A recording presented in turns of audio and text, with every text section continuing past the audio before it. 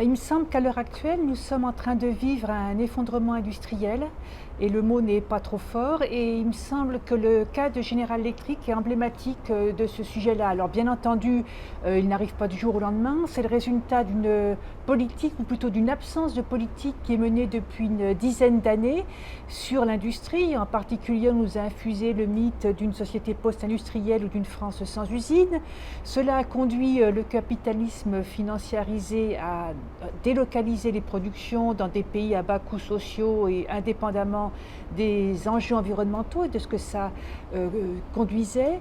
Et on n'a pas investi dans l'appareil productif, on n'a pas investi dans la recherche et dans les formations, alors qu'aujourd'hui la transformation de l'industrie, justement pour répondre aux besoins sociaux et aux défis environnementaux, et l'arrivée massive du numérique nécessite une élévation de qualification de toutes et tous, et donc un effort de formation sans précédent.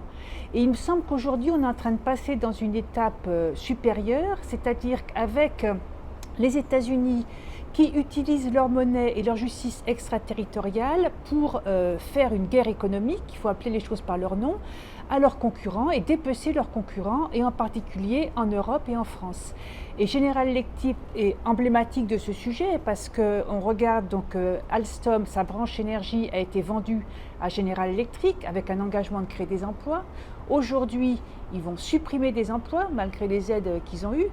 Donc ils vont, première phase, quand il y a le rachat de la branche énergie, ils rapatrient tous les brevets et les savoir-faire. Je rappelle quand même que la branche énergie de General Electric, c'est les turbines à gaz dont on parle beaucoup aujourd'hui, nécessaires pour la transition énergétique, mais c'est aussi les turbines Arabelle des centrales nucléaires. Donc ils commencent par rapatrier, j'allais dire, les savoir-faire et les brevets. La deuxième étape, c'est les annonces de suppression d'emplois, soit dit en passant le lendemain des élections européennes, c'est quand même un peu gros aussi. Et la troisième étape, c'est les fermetures de sites, pour après que la production elle soit faite uniquement à partir de sites américains. Et on voit qu'il y a une guerre économique qui est en train de se mener à l'heure actuelle entre les États-Unis, principalement, et les pays asiatiques. Et si la France et l'Europe ne résistent pas à ça, si elles n'ont pas des stratégies industrielles à la hauteur, elles risquent d'être prises en sandwich entre les États-Unis et les pays asiatiques. Et du coup, notre industrie et par là même notre économie va être vassalisée. Et c'est extrêmement inquiétant parce qu'il me semble qu'aujourd'hui, on atteint des points de non-retour.